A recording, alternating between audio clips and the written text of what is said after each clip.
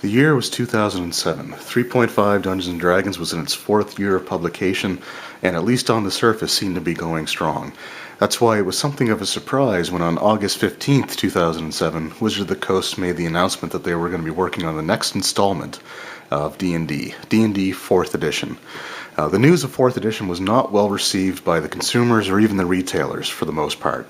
3.5 was still popular with gamers, many of whom were not willing to convert to the new rule set with only a few short years after the release of 3.5. Retailers were also similarly upset as they invested a lot of money maintaining stock for 3.5, which was still in demand at this point. So why would Wizards announce a new edition? Before I discuss 4th Edition itself, I want to discuss some of the factors that may have led Wizards of the Coast to make the decision that they needed to in order to create 4th Edition Dungeons & Dragons. Number one, as I discussed in my previous 3.5 video, Wizards of the Coast went all out when releasing supplements for 3.5. Several months out of the year saw 3 source books all being released at the same time, with the remaining months having at least 2 books come out, sometimes alongside of some pre-written adventures, or some other products like dungeon tiles or things along those lines. This caused Wizards of the Coast team to actually really burn through a lot of their possible material that they could have put out for the 3.5 game in a short span of time. And by 2007, they came to the realization that they were running out of material to work with, as 3.5 was really more built around supplements than things like adventures, for example. Now, the second, and probably one of the largest factors that led to the creation of 4th Edition was the rise of the MMORPG, or the massively multiplayer online role-playing game. World of Warcraft was released in the year 2004 to great success, and by 2007 it boasted around 9 million paying subscribers. Gamers were flocking to the online game, and in several cases were dropping the tabletop game altogether in favor of the virtual version. Simply put, it was easier to jump online and explore dungeons or trade in quests than it was to spend hours meticulously planning out adventures, creating NPCs, and drawing dungeon complexes. Personally, several of my friends all but abandoned D&D in favor of playing WoW. World of Warcraft was also popular among the younger demographics, something which I'm sure Wizards of the Coast was fully aware of. They knew that in order to have long-term success, they needed to draw in new consumers to their product. And looking at their current product, 3.5, it seemed a little bit outdated. There were several editorials in Dragon Magazine and Dungeon magazines that were dedicated to the subject of MMOs and their effects on tabletop RPGs. And in many local game shops, there were concerns that MMOs might spell the end of traditional tabletop role-playing games. The gaming landscape was on the cusp of change, and perhaps no company knew better than Wizards of the Coast what the impact of a shift like this can cause. After all, Wizards of the Coast played a pivotal role in the ultimate demise of TSR, the company that originally created Dungeons & Dragons. So, the decision was made. The 3.5 well was nearly dry, and they needed to do something to try to draw customers back from MMOs, as well as bring new consumers to their product. The mechanics of D&D were starting to seem a little archaic, and the development team wanted to modernize Dungeons & Dragons, to make it something that would be easier a transition from the MMO to the tabletop. And with that mindset, they set to work on Dungeons & Dragons 4th Edition.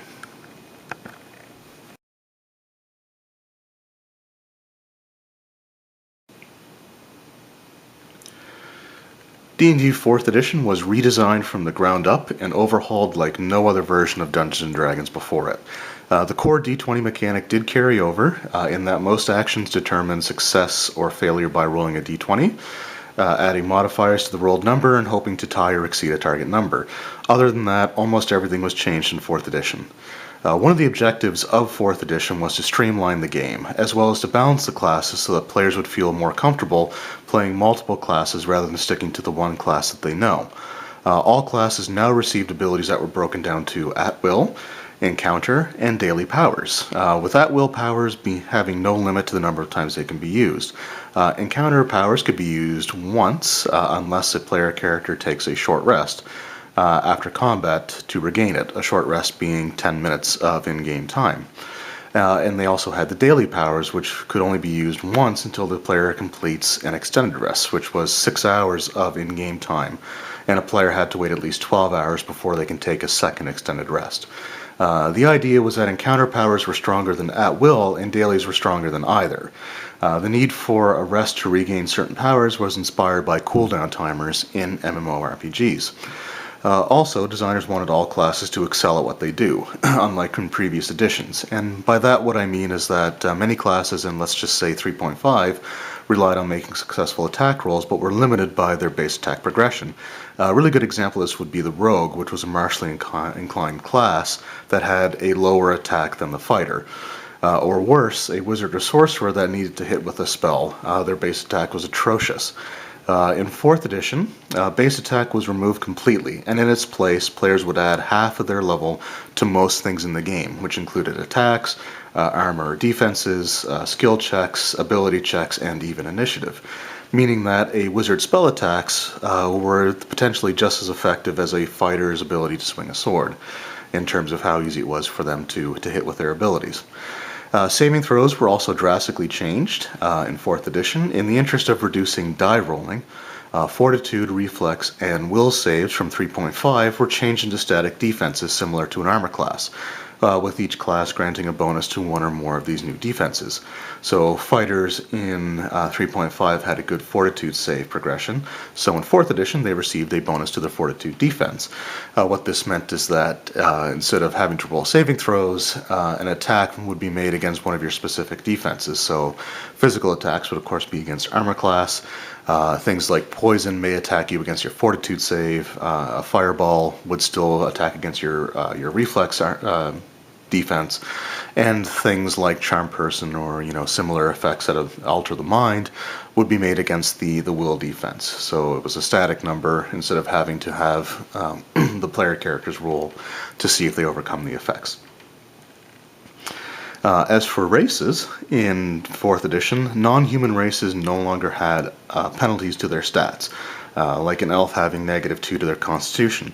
Instead, they now only received bonuses.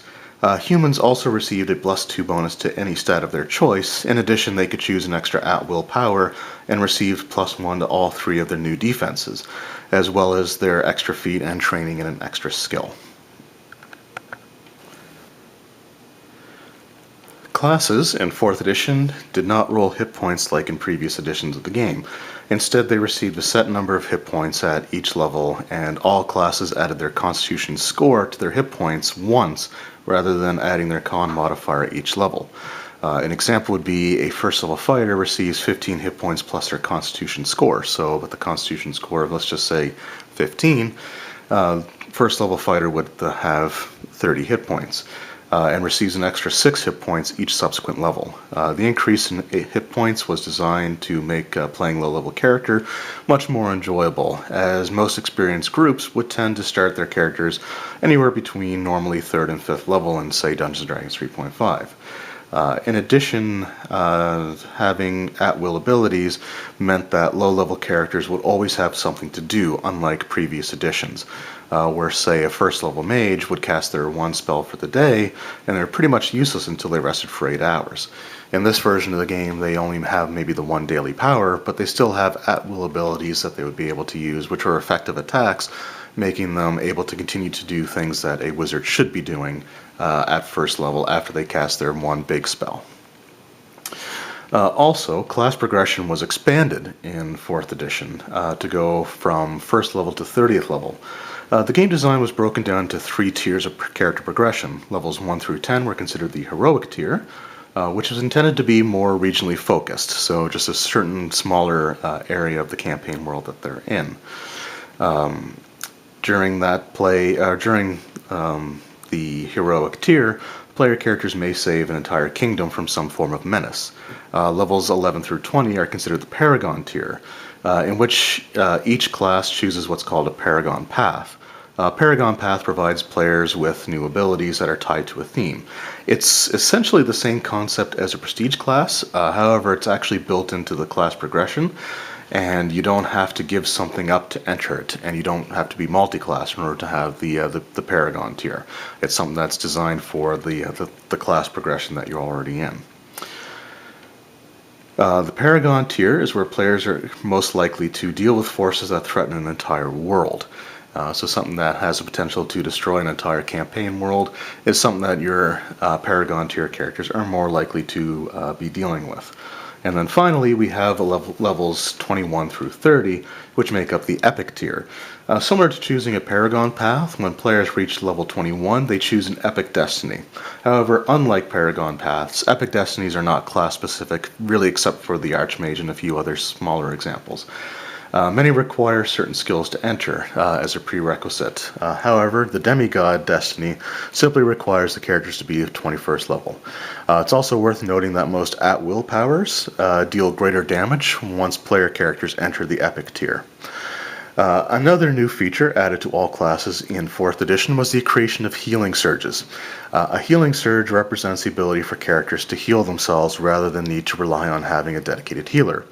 They healed roughly 1/4 of the character's maximum hit points and could be used at the end of a short rest, and each class had a set amount of surges available, and once they used them, they were not regained until they completed an extended rest. Healing surges would also be used to represent injury or exhaustion while traveling or engaging in other activities. For example, if you went through a forced march or traveled through inhospitable terrain without proper supplies, the DM could, instead of causing damage to you, simply reduce your pool of healing surges until you either get a decent rest or resupply. Skills and feats were also changed in 4th edition. Skills were no longer bought with points. You added half of your level to all skills that you had, and you were able to be trained in a certain number of skills based on your race and class. If you were trained in a skill, you received a +5 bonus to it. And some skills had more options available depending on if you were trained or not. For example, if you were trained in Arcana, you could use that skill to detect magic.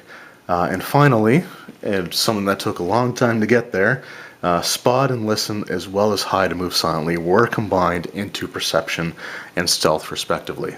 So they finally fixed the issue of having all those different skills that were kind of redundant. So I'm really glad that they put those into Perception and Stealth.